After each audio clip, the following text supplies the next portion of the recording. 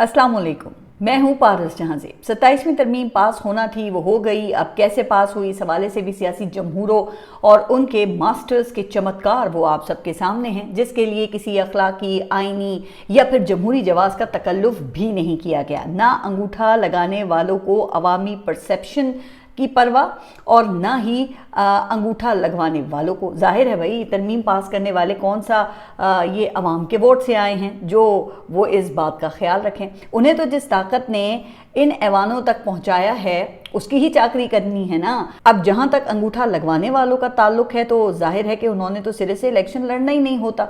उनकी ताकत तो सिलेक्शन है जो उन्होंने कर रखी है, जिसका बज़ाहिर एक ही उसूल नजर आ रहा है।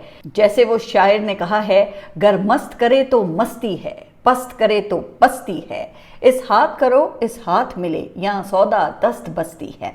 अब जहां बात सौदेबाजी की आ जाए तो वहां भला क्या जरदारी साहब को कोई मात दे सकता है? आप देख लें कि मैंने 2 दिन पहले जिस इम्कान का खदशा जाहिर किया था कि फील्ड मार्शल को ताहियात इस्तिस्ना दे दिया गया है, ऐसा फिर कैसे हो सकता है कि पाकिस्तान पीपल्स पार्टी आसिफ अली जरदारी के लिए भी ऐसा ही कोई तकाजा ना करे। फिर गुज़िश्ता रोज़ ऐसा ही हुआ। आखिरी वक्त में सदर को भी ताहियात साथ खून माफ़ कर दिए गए। अब खुदा न खास्ता मैं सदर जरदारी पे कोई कत्ल का इल्ज़ाम नहीं लगा रही, मुहावरतन ये बात कर रही हूँ। वैसे जनाब क्या बारगेन किया है, पिछले सारे केसेस तो माफ़ ही माफ़, मुस्तकबिल के लिए भी खुली छूट। वो किसी दौर में हमें सिलेक्शन बोर्ड ही बताया करता था कि जाली अकाउंट्स केस में आसिफ जरदारी की मुबैना करप्शन का पैसा उन तक पहुंचने से पहले जो मुख्तलिफ अकाउंट्स हैं उनमें घुमाया जाता है, उसकी लेयरिंग की जाती है। चलें फिर अच्छी बात है कि अब इसकी भी ज़रूरत नहीं पड़ेगी ना, मौजे ही मौजे, ना कोई किताब और ना ही हिसाब, वो भी ता दम मर्ग। वैसे कमाल नहीं है कि इस रजीम ने कुछ और किया हो या ना किया हो, लेकिन कोरे कागज़ों और ब्लैंक चेकों को खूब फ़रोग़ दिया है। जनाब ताहियात से नीचे तो कोई बात ही नहीं हो रही यहाँ पर। अब तो ये लतीफ़ा बड़ा मशहूर हो गया है कि 28वीं तरमीम भी आने वाली है, जिसमें बाद अज़ हयात इम्यूनिटी की भी मंजूरी लिए जाने का इम्कान है। तौबा तौबा, इतना डर, इतनी इनसिक्योरिटी। लेकिन बहरहाल जब से ताहियात इस्तिस्ना की ये शिक आई है ना, कई साबिक वज़ीर, मुशीर और उलमा तक सभी बोल उठे हैं इस पे। अब ख्वाजा साद रफ़ी का कहना यह है कि दायरों में सफ़र करने से दायरे ही बनते हैं, सफ़र नहीं कटते। वैसे ख्वाजा साहब, आपको किसने ये कहा कि ये इंतज़ाम सफ़र काटने के लिए तरतीब दिया गया है? अब ये इंतज़ाम तो कहा जाता है कि शुरू दिन से केसेस के खात्मे और इंफरादी बका पर मरकूज़ है। बताइए कि अगर ऐसा ना होता तो क्या फ़र्द जुर्म की छुरी से निकाल कर शहबाज शरीफ को वज़ीर आज़म की कुर्सी पे बिठाया जाता? फॉर्म 47 के ज़रिए इलेक्शन वो चोरी किए जाते? ख्वाजा साद रफ़ीक साहब, आपको दायरे अब याद आ रहे हैं? भला फॉर्म 47 वालों की भी अपनी कोई मर्जी हो सकती है? गुज़िश्ता रोज़ सेनेट से बिल मंजूर होने के बाद मैं राना तनवीर को सुन रही थी, जिनका कहना था कि लाइफ टाइम इस्तिस्ना वो नहीं होना चाहिए, लेकिन फिर भी वोट उन्होंने इस तरमीम के हक में ही डाला, जिसका वाज़े मतलब है कि जिन लोगों ने इस शिक के हक में वोट दिया उन्होंने अपने ज़मीर का सौदा किया है। लेकिन ये सिर्फ ज़मीर का मामला नहीं है ना, बात इससे आगे चली गई है, क्योंकि मुफ्ती तकी उस्मानी ने बाकायदा इस पे फतवा दे दिया है और उनका कहना यह है कि ताहियात किसी को तहफ़्फ़ुज़ देना शरीयत और आइन की रूह के बिल्कुल खिलाफ है। इस्लाम में कोई भी शख्स चाहे कितने ही बड़े ओहदे पर क्यों ना हो, किसी भी वक्त अदालती कार्रवाई से बालातर नहीं हो सकता।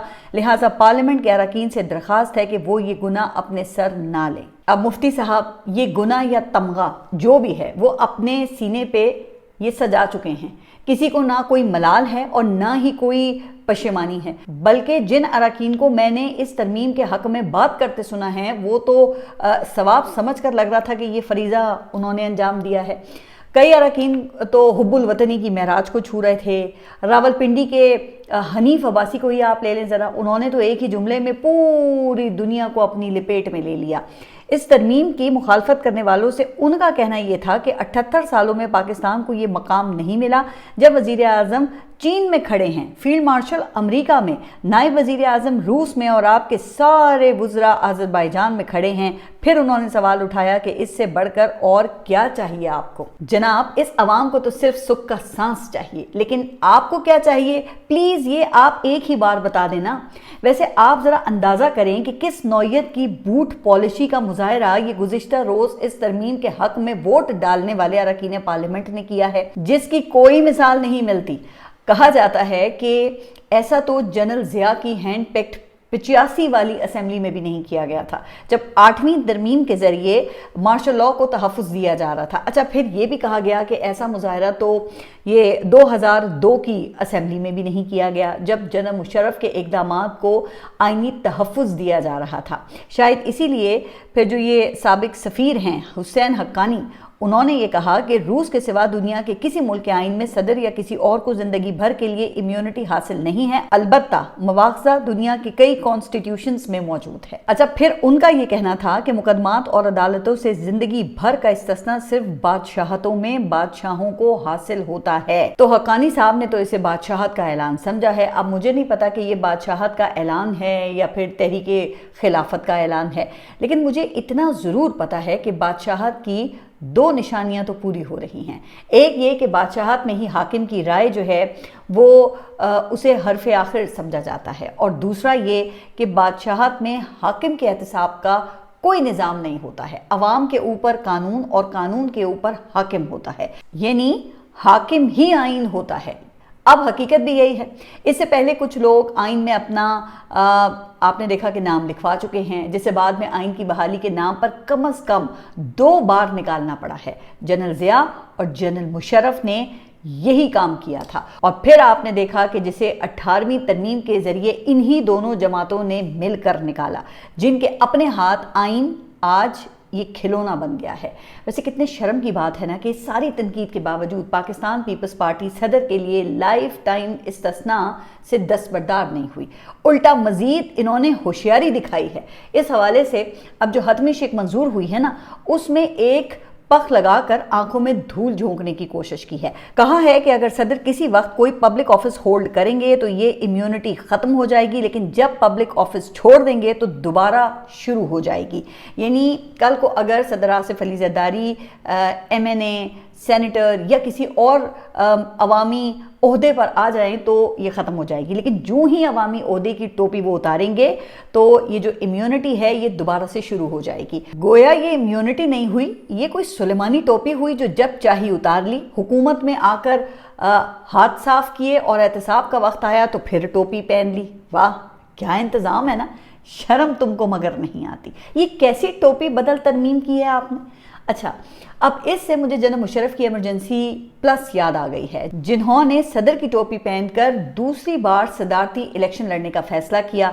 वो अदलिया आड़े आ गई तो उन्होंने आर्मी चीफ की टोपी पहनकर फिर इमरजेंसी नाफिज कर दी, लेकिन काम फिर भी नहीं आई। शायद इसीलिए आसिफ अली ज़रदारी ने 2 टोपियां लेने के बजाय एक ही सुलेमानी टोपी पहन ली है, जिसको जब चाहें पहन लें और जब चाहें वो उतार दें। वैसे कितनी बदकिस्मती है ना इस मुल्क की कि अब तक जो भी आमिर या जमहूर आए कोई भी खालिस नहीं मिला। हर एक ने आइन को टोपियों की दुकान ही बना डाला। आप अंदाज़ा करें कि अमेरिका के आइन को बने 237 साल हो चुके हैं। इस दौरान वहाँ आइन में सिर्फ 27 तरामीम आई हैं, जिनमें पहली 10 शहरियों के हुकूक की वजाहत में आई हैं, जबकि हमारा आइन वो 1973 में बना और सिर्फ ये 52 सालों में 27 तरामीम आ चुकी हैं अब तक, जिनमें ज़्यादातर तरामीम आमरों और जमहूरों की ज़रूरत के तहत ही लाई गई हैं। तो मसला नौकरी का होता है और तख्ता मश्क वो आइन को बना लिया जाता है। वो कहते हैं ना, बिगाड़ कर बनाए जा, उभार कर मिटाए जा, कि मैं तेरा चिराग हूँ, जलाए जा बुझाए जा। तो लगता है कि अब आइन भी कुछ अफराद के लिए ये मज़ार पर जलाए जाने वाला चिराग बन गया है। तो अब इस अमल में अवाम का चूल्हा फिर जलता है या बुझता है, उसकी यहाँ किसको फ़िक्र है, किसको परवाह है। क्या आज तक आइन से खिलवाड़ करने वाले किसी शख्स या अफराद का एहतसाब हुआ है जो कोई इससे डरे, इसकी फ़िक्र करे या उसको ऐसा कोई एहसास हो? और ये एहतसाब हो भी कैसे? सुलेमानी टोपियाँ पहनने वालों का भला कोई हिसाब किताब कर सकता है? फिर ऊपर से ये कहा जाता है कि बहुत दूर तक जाने का मंसूबा है, जिसके लिए ये लाइफ लाइन इंश्योरेंस पैकेज लाया गया है। कहा यह जाता है कि दरअसल खौफ وہ عمران خان کا ہے، جن کی مقبولیت جبر کا ہر ہتھ کنڈا استعمال کرنے کے باوجود کم ہی نہیں ہو رہی ہے، جس سے یہ خدشہ لاحق ہو گیا ہے کہ اگر عمران خان دوبارہ آ گیا تو کہیں وہ حساب کتاب شروع نہ کر دے، جس کے لیے پھر یہ حفاظتی جیکٹس کا بندوبست کیا جا رہا ہے۔ اب ذرا آپ وہ خواجہ آصف کی تو سنیے، جن کے بزرگ جنرل ضیاء الحق کے اوپننگ بیٹسمین ہوا کرتے تھے، جس پر پھر بعد میں انہوں نے عوام سے معافی بھی مانگی، لیکن لگتا ہے کہ اب خاک دوبارہ اپنے خمیر کی طرف لوٹ آئی ہے۔ موصوف کا کہنا ہے کہ استثناء پر اعتراض ہے، ہم تو صرف آرمی چیف کو استثناء دینے جا رہے ہیں۔ عمران خان اینڈ کمپنی نے تو جنرل باجوہ کو اپنا باپ بنا لیا تھا، جس کی بازگشت آج تک سنائی دے رہی ہے۔ اچھا، آپ کو ذرا خواجہ آصف سے یہ تو پوچھیں کہ عمران خان اینڈ کمپنی نے تو ایکسٹینشن دے کر جنرل باجوہ سے آپ کے بقول ایک رشتہ قائم کیا، لیکن تاحیات استثناء دے کر آپ نے موجودہ چیف کے ساتھ کون سا روحانی تعلق قائم کیا ہے؟ ویسے جنرل ضیاء کے ساتھ روحانی باپ والا تعلق تو آپ کے لیڈر خود مان چکے ہیں۔ اب آپ ہمت کریں نا خواجہ صاحب، اور موجودہ چیف کے ساتھ بھی اپنے تعلق کی وضاحت کریں، بے شک بعد میں ایک اور معافی مانگ لیجئے گا۔ ویسے بھی شرم اور حیا کا کاپی رائٹ تو آپ نے اپنے پاس ہی رکھا ہوا ہے۔ رہ گئی بات استثناء کی، تو آپ نے تو شہباز شریف کو بھی لائف ٹائم استثناء دینے کی کوشش کی تھی، لیکن جب آپ کو یہ پتا چلا نا کہ اس کا فائدہ تو وہ عمران خان کو ہوگا، تو آپ کے وزیر اعظم نے اس شک کو واپس لینے میں ہی اپنی عافیت سمجھی۔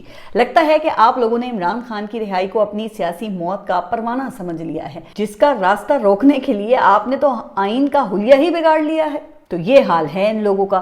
اب یہ انٹلیکچول ڈس آنیسٹی ہے یا انٹلیکچول ڈھٹائی؟ خیر، کہا جاتا ہے کہ پیپلز پارٹی کا نمبر یہاں بھی اونچا ہے۔ گزشتہ روز پاکستان پیپلز پارٹی سینٹ سے ترمیم پاس کروا کر قومی اسمبلی میں پہنچی تو ایک اور قرارداد ان کی طرف سے پیش کی گئی، جس میں ذوالفقار علی بھٹو کو قومی شہید قرار دے کر ان کی خدمات کو نصاب اور قومی ریکارڈ میں شامل کرنے کا مطالبہ کیا گیا، جو کثرت رائے سے منظور بھی ہو گئی۔ اب اسے کہتے ہیں حلوائی کی دکان پر نانا جی کی فاتح۔ کیا ٹریجڈی ہے کہ جس دن بھٹو کے بنائے ہوئے آئین کا قتل کیا، اسی دن بھٹو کو قومی شہید کا درجہ دلوانے کا ناٹک رچایا۔ ویسے کتنی یہ معصوم خواہش ہے۔ لگتا ہے کہ ساری زندگی گھر گھر سے بھٹو کو نکالتے نکالتے بیچارے تھک گئے ہیں، اس لیے اب یہ ذمہ داری بھی ریاست کو ہی دینا چاہتے ہیں۔ لیکن کتنے سادہ ہیں کہ قرارداد پر مقتول کا نام تو لکھا، لیکن قاتل کا نام لکھنے کی ہمت اور جرت نہیں ہوئی۔ ظاہر ہے کہ اگر کسی کو قومی شہید کا درجہ دیا جائے گا تو اس کا قاتل بھی تو قومی قاتل کہلائے گا نا۔ اب اگر پاکستان پیپلز پارٹی میں اخلاقی جرت ہے تو پھر لائیں قرارداد اور لکھیں اس میں جنرل ضیاء الحق قومی قاتل تھا، لیکن یہ نہ ہو پائے گا، کیونکہ 26ویں اور 27ویں ترمیم میں پاکستان پیپلز پارٹی نے جس کام کی سہولت کاری کی ہے نا، وہ جنرل ضیاء الحق کی ہی روایت ہے، جس کو زندہ کیا گیا ہے۔ اچھا، اس پر مجھے سپریم کورٹ کے وہ جو سینئر وکیل ہیں اکرم شیخ صاحب، ان کا جملہ یاد آ گیا ہے کہ یزید سے بھی مراسم اور حسین کو بھی سلام۔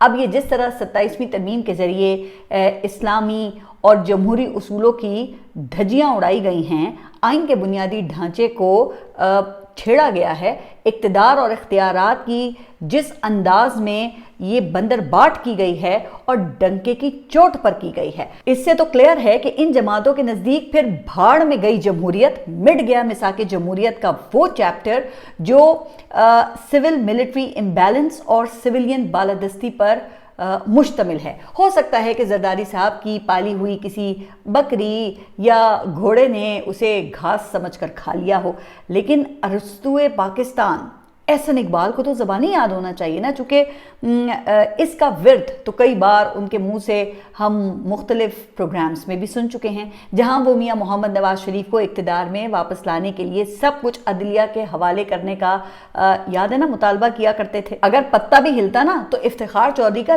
در کھٹکھٹاتے تھے، ایسا لگتا تھا کہ جیسے چیف جسٹس افتخار چودھری نون لیگ کی ناک کا بال بن گئے تھے۔ ملک سے وفاداری کا سرٹیفکیٹ دلوانا ہو، وزیر اعظم نا اہل کروانا ہو، یہ الیکشن کمیشن پر دباؤ ڈالنا ہو، نیب چیئرمین کو تبدیل کروانا ہو، یہاں تک کہ سموسے کی قیمت تک کم کروانی ہو تو یہ آواز افتخار چودھری کو دی جاتی تھی۔ آج لگتا ہے کہ عدلیہ ناک سے نکل کر وہ آنکھ میں چلی گئی ہے، جس کو باہر نکالنے کے لیے یہ اپنی ہی آنکھیں خوب مسل رہے ہیں اور اپنے لیے کہا جا رہا ہے کہ گڑھے کھود رہے ہیں۔ یہ بھی کہا جا رہا ہے کہ عدلیہ کو حکومت کا ذیلی ادارہ بنا کر رکھ دیا گیا ہے، لیکن مجال ہے کہ آج کسی کو یہ میثاق جمہوریت کے اس چیپٹر کی یاد آ جائے، اور تو اور لگتا ہے کہ کامریڈ رضا ربانی وہ بھی سو گئے ہیں۔ جناب اب کی بار تو وہ آنسو بھی نہیں نکلے، لگتا ہے کہ جمہوریت کی آنکھیں آنسو بہا بہا کر اب خشک ہو گئی ہیں، یا کہیں شاید اب عدلیہ کے ججز میں بھی حصہ ملنا شروع ہو گیا ہے، کیونکہ آج کل کورٹ رپورٹرز کے درمیان تو یہی بحث چل رہی ہوتی ہے کہ اتنے جج نون لیگ کے، اتنے پاکستان پیپلز پارٹی کے، فلاں کے اتنے، وہ یہاں کے، اور اوپر جا کے سب ایک ہی شہنشاہ کے۔ اور اس کا عملی جو مظاہرہ ہے وہ کل سینٹ میں بھی نظر آیا ہے۔ حالانکہ آن پیپرز حکومت کو 2/3 اکثریت کے لیے JUIF اور ANP کی ضرورت تھی، جو ANP نے پوری کر دی، لیکن ایک مسئلہ پیدا ہو گیا جب پتہ چلا کہ سینیٹر عرفان صدیقی ICU میں ہیں، جن کے انتقال کا پھر بعد میں اعلان بھی ہو گیا۔ میاں محمد نواز شریف کے وہ وفادار ساتھیوں میں ان کا شمار ہوتا ہے، اور اللہ تعالیٰ سے یہی دعا ہے کہ آگے بھی عرفان صدیقی صاحب کے لیے اللہ تعالیٰ مراحل جو ہیں وہ آسان کریں، لیکن یہ کوئی نہیں سوچتا کہ تا حیات کا بندوبست ہو بھی جائے نا تو آب حیات آج تک پھر بھی کسی کو نہیں ملا۔ بہرحال عرفان صدیقی کی وفات سے 1 ووٹ کم ہو گیا، اور 1 ووٹ وہ مزید چاہیے تھا تاکہ چیئرمین سینٹ کے ووٹ کی ضرورت نہ پڑے۔ اب ظاہر ہے کہ اس سے پھر تاثر اچھا نہیں جاتا نا۔ اب جب 2 ووٹ کم ہو گئے تو حکومت کی طرف سے یہ دعویٰ سامنے آیا کہ بھئی کوئی فکر کی بات نہیں ہے، 67 ووٹوں کا انتظام ہے۔ پھر یہ خبر آئی کہ 3 اپوزیشن کے جو سینیٹرز ہیں وہ غائب ہو گئے ہیں، جن میں پاکستان تحریک انصاف کے سینیٹر سیف اللہ ابڑو اور فیصل سلیم رحمان، جبکہ JUIF کے احمد حسن کے نام بتائے گئے تھے، اور کہا یہ گیا کہ ان سینیٹرز کا رابطہ اپنی پارٹیوں سے منقطع ہو گیا ہے، اور خدشہ یہ ظاہر کیا گیا کہ یہ لوگ ترمیم کے حق میں ووٹ دیں گے۔ اور پھر جب ووٹنگ کا مرحلہ آیا تو جناب یہ بات درست ثابت ہوئی۔ پاکستان تحریک انصاف کے سینیٹر سیف اللہ ابڑو اور JUI کے سینیٹر احمد خان آسمان سے ٹپکے یا یہ زمین سے برآمد ہوئے، بہرحال اچانک سینٹ ہال میں یہ پہنچ گئے، جن کے آتے ہی چیئرمین سینٹ نے ترمیمی بل کی منظوری کا جو عمل ہے وہ شروع کر دیا۔ اس بل کے حق میں پھر 2 منحرف سینیٹرز کو شامل کر کے پورے 64 ووٹ پڑے، اور یہی مطلوبہ نمبر تھا۔ اچھا، پھر جس دوسرے پاکستان تحریک انصاف کے سینیٹر کی بات کی گئی، ان کے حوالے سے پھر یہ کہا گیا کہ چونکہ ان کا تعلق خیبر پختونخوا سے ہے جہاں PTI کی اکثریت ہے، لہٰذا اگر پاکستان تحریک انصاف نے ریفرنس بھجوا کر انہیں نااہل کروا دیا تو پھر تو کوئی فائدہ نہیں ہوگا، کیونکہ دوبارہ پاکستان تحریک انصاف کا بندہ ہی آ جائے گا۔ لہٰذا اس وجہ سے اس حکومتی ایسٹ کو آنے والے کسی وقت کے لیے بچا کر رکھا گیا۔ اب آپ غور کریں کہ 26ویں ترمیم کے وقت میں BNP کے سینیٹرز کو توڑا گیا تھا، اور اس بار دوسری 2 جماعتوں سے منحرفین سامنے لائے گئے ہیں۔ ظاہر ہے کہ پھر جس سے یہ بتایا گیا ہے کہ جب چاہیں گے جہاں سے چاہیں گے راستہ نکالیں گے، راستے میں آنے والی ہر رکاوٹ کو گرائیں گے۔ اب مجھے نہیں معلوم کہ رجیم کے مزید کتنے چھپے رستم اپوزیشن کی صفوں میں موجود ہیں، لیکن سیف اللہ ابڑو نے تو پھر فلور آف دا سینٹ پر ہی استعفیٰ دے دیا ہے، جس پر یوسف رضا گیلانی نے انہیں دوبارہ سینٹ میں آنے کی نوید بھی سنا دی ہے۔ ظاہر ہے نا کہ اب نقاب پوری طرح سے اترنے کے بعد اون کرنے کے علاوہ اور کوئی چارہ بھی تو نہیں تھا۔ آخر کسی کے کہنے پر ہی گزشتہ الیکشن میں سیف اللہ ابڑو نے بلاول بھٹو کے خلاف الیکشن سے دستبرداری کا اعلان کیا تھا نا، جس پر پھر پاکستان تحریک انصاف نے ان کو شو کوز بھی دیا تھا، لیکن اب پاکستان پیپلز پارٹی انہیں دوبارہ منتخب کروانے کا وعدہ کر چکی ہے۔ اب یہ شروع سے پیپلز پارٹی کے ہی گھوڑے تھے یا یہ بھی شہنشاہ کے ہی کوٹے میں آئیں گے، تو اس پر فی الحال کچھ نہیں کہا جا سکتا، جو کہ فیصل وافدہ بھی تو پاکستان پیپلز پارٹی کے ووٹوں سے ہی سینیٹر بنے ہیں نا۔ خیر، پھر JUIF کے سینیٹر کا بیک گراؤنڈ اس سے بھی زیادہ انٹرسٹنگ ہے، جس سے پھر یہ اندازہ ہوتا ہے کہ نظام کے پنجے کہاں کہاں تک پھیلے ہوئے ہیں۔ آپ کو یاد ہوگا کہ کچھ عرصے پہلے خواجہ آصف نے سیالکوٹ کی ایک سڑک کی تصویر لگا کر ایکسپوسٹ کی تھی اور کہا تھا کہ میرا شہر पाकिस्तान तहरीक इंसाफ की मकामी क़यादत ZKB ठेकेदार और चंद ब्यूरोक्रेट्स ने मिलकर तबाह कर दिया है। मैं कब्र तक इनका पीछा नहीं छोड़ूंगा। अब रब की कुदरत फिर कैसे इंसान को दिखाती है कि JUIF के जिस सेनेटर ने हुकूमती तरमीम का साथ दिया वो ZKB कंपनी के मालिक के ही बेटे हैं। तो अब ख्वाजा आसिफ को कब्र तक जाने की ज़रूरत नहीं पड़ेगी। कौमी असम्बली के बिल्कुल बराबर सेनेट का हॉल है, बस वहाँ तक ही चले जाएं और अपने शहर की बर्बादी का मांग लें हिसाब। फिर ये भी पूछ कर बता दें कि JUIF की पार्टी पॉलिसी के खिलाफ इन सेनेटर साहब ने किसके कहने पर वोट दिया। लेकिन ये काम ख्वाजा आसिफ से नहीं हो पाएगा। क्यों भाई? क्योंकि इसके लिए अखलाकी जुर्रत की ज़रूरत होती है। खैर, JUI ने सेनेटर अहमद हसन इनको पार्टी से निकाल दिया है। अब पार्टी से निकाला है तो क्या नाअहली का रेफरेंस भी दायर करेंगे? तो खैर ये वक्त ही बताएगा। वैसे अगर नाअहली करवा भी दें तो फिर ये तो दोबारा मुंतखब होकर आ जाएंगे ना। आखिर बलूचिस्तान असम्बली में भी तो शहनशाह के प्यादों की ही अक्सरियत है। अच्छा, वैसे आपका क्या ख्याल है कि अब जिस बेखौफ व ख़तर तरीके से ये सब किया जा रहा है, तो भला ये किसी ऐसे माशरे में हो सकता है जहां एहतसाब का कोई डर या कोई खौफ मौजूद हो? अभी ये 27वीं तरमीम पास नहीं हुई थी कि अखबारात में ये खबर शाया हो गई कि आईनी कोर्ट के लिए हुकूमत ने जजेस भी शॉर्ट लिस्ट कर लिए हैं, जिनमें हस्ब तवक्को सबसे पहले जस्टिस अमीनुद्दीन खान हैं, जबकि 4 सुप्रीम कोर्ट के जूनियर जजेस हैं और 2 हाई कोर्ट्स के चीफ जस्टिस साहिबान हैं। आप अंदाज़ा कर लें कि इदारा अभी बना नहीं है और मुलाजमीन वो पहले से ही चुन लिए गए हैं। यानी कि अदलिया को चाबी वाला खिलौना ही बनाकर रख दिया है। लेकिन क्या किसी को परवाह है?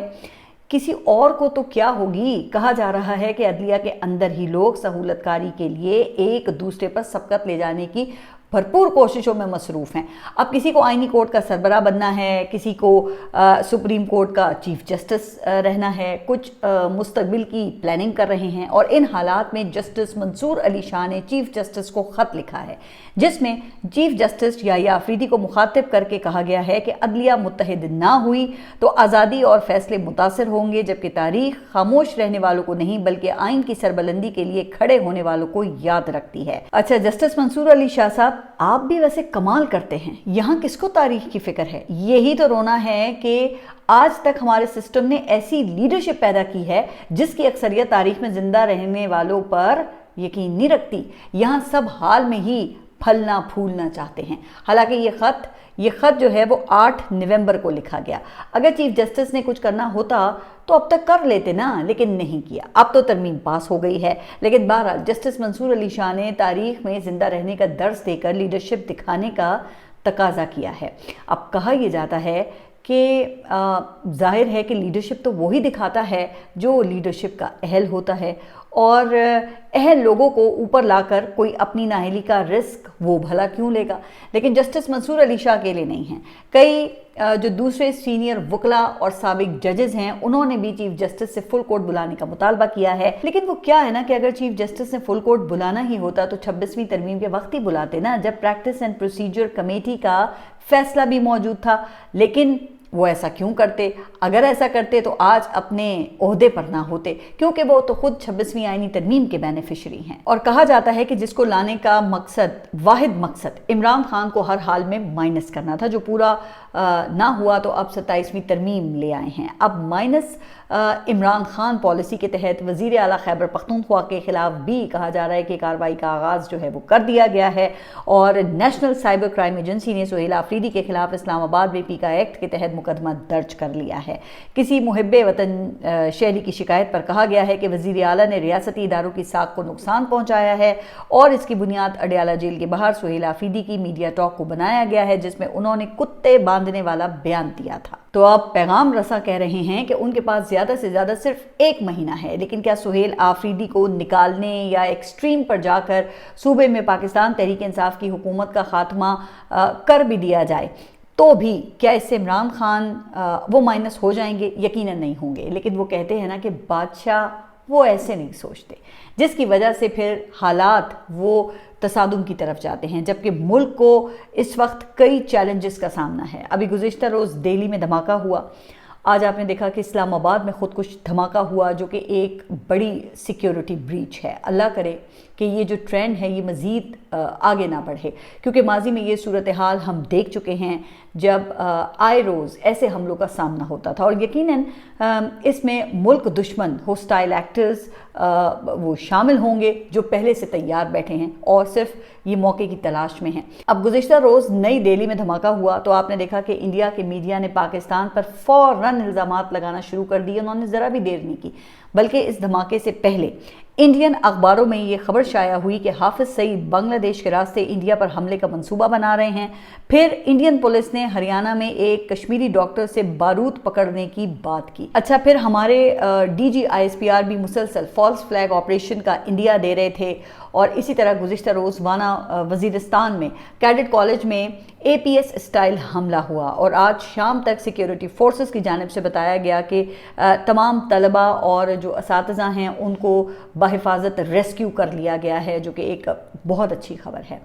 اب اس صورتحال میں ملک کے اندر عدم استحکام وہ کسی کے مفاد میں بھی نہیں ہے، لیکن کیا اس کا احساس ہمارے جو فیصلہ ساز ہیں ان کو بھی ہے؟ اور اگر نہیں ہے تو اللہ کرے کہ جلد سے جلد ہو جائے، لیکن اس کے لیے انفرادی استثناء کے بجائے اپنا فوکس اجتماعی مفاد پر شفٹ کرنا ہوگا۔